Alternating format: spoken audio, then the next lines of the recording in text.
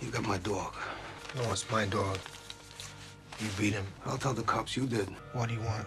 Hello, everyone. Today we're stepping into a neo-noir crime story set on a street corner in Brooklyn, New York. There are no larger-than-life heroes here. No one flying through the sky or saving the world. Just ordinary people trapped in the tight confines of their lives. And a single act of kindness that sets off a chain reaction, like the first domino falling, leading to consequences no one could have predicted. Our main character, Bob, is a bartender at a neighborhood bar. He's quiet, reserved. His life is steady and repetitive as the ticking of an old wall clock. He lives alone by day, works behind the bar at night, and spends his weekends sitting quietly in church. His world is small. Just the bar counter, the walk home, and a silent apartment. His cousin Marv is the bar's official owner, but the real power belongs to the Chechen mob, who regularly come by to collect their cut. Bob and Marv are just two small parts in a fragile, gray ecosystem, carefully trying to keep things balanced and stay alive. But Bob's orderly, muted life is suddenly disrupted by a faint whimper coming from a trash can. Inside is a brutally beaten puppy, barely clinging to life. Something inside Bob shifts. With the help of his neighbor Nadia, the puppy survives. Nadia can't keep it, and almost by fate along with a flicker of compassion, Bob takes the fragile little life home and names him Rocco. For the first time, something enters Bob's lonely world. He begins to learn how to care for another living being, and a quiet warmth starts to grow in his life. But Rocco isn't just a pet. He's like a stone thrown into still water, and the ripples are just beginning. The first wave hits quickly. The bar where Bob works gets robbed. It's rough and sloppy. The thieves make off with the little cash in the register. While speaking with the police, Bob calmly mentions what seems like a small detail. One of the robbers was wearing a broken watch, stuck at 6:15. Detective Torres takes notice. For Marv, the robbery itself isn't the real problem. The bar is actually a drop point for the Chechen mob. What terrifies him is how to explain the loss because it could look like an inside job. And it is. Soon after, Bob finds something horrifying behind the bar, a package filled with blood-soaked cash and a severed hand still wearing that broken watch. Everything becomes clear. The robbery was staged by Marv himself, a double cross meant to steal from the mob. His accomplice has already been executed, and the severed hand is the mob's silent, terrifying warning. Like you're wrapping a piece of meat.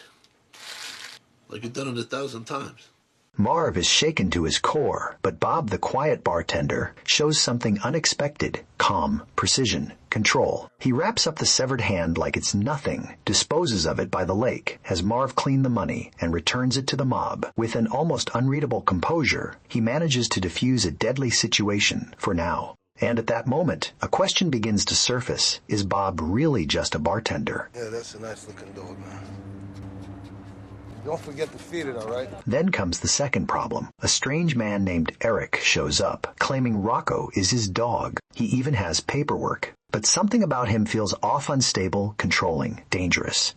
He's also Nadia's ex-boyfriend, and he boasts about committing a murder 10 years ago, wearing that reputation like a badge of honor. Now, protecting Rocco and Nadia becomes a direct confrontation. You see the old man today? Yeah, I was by. They want their money, Marv. Who? The home. They'll get it. Under mounting pressure, Marv decides to take a huge risk. He learns that there will be a large cash drop on Super Bowl night and plans to rob it and disappear. He tries to recruit Fitz, a surviving accomplice from the earlier robbery, but Fitz refuses. He doesn't want to cross the mob again. Consumed by paranoia and fear, Marv snaps. He backs his car over Fitz, killing him on the spot. There's no turning back now. Super Bowl night arrives. The bar is packed with people. Bob works quietly, handling stacks of mob money. Marv waits nervously at home for the signal, but the one who walks into the bar is Eric, and he's brought Nadia with him. Against her will, he wants the money. The tension builds. But this time, Bob speaks. He doesn't argue. He tells a story. Years ago, Marv was a loan shark. A young man owed him a large sum of money. Desperate, the man went to a casino and somehow won enough to pay off his debt. But Marv, needing the money himself, made the debt disappear, and so did the man. Bob calmly describes how that man vanished, because the truth is, Bob killed Richie.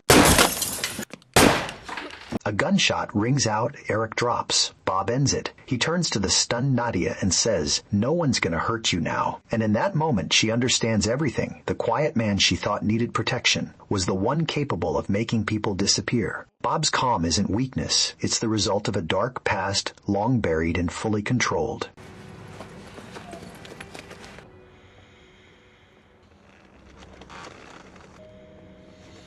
Outside, Marv sees Nadia running from the bar. He knows the plan has failed. He calls Bob. They say nothing, but everything is understood. Marv realizes his cousin is no longer someone he can control. And more ironically, his betrayal has already been discovered by the Chechens. Before he can even react, he is executed by the mob.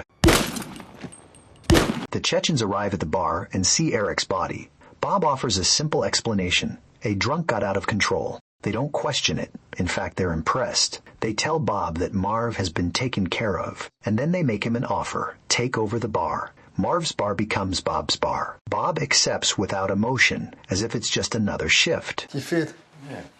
And to break his legs, but he fit fine. In the final scene, Detective Torres visits. He reveals that Eric couldn't have killed Richie. He was hospitalized that night. Some people lie just to build a reputation. He looks at Bob, as if to say, "I know it was you. I just can't prove it." Bob says nothing.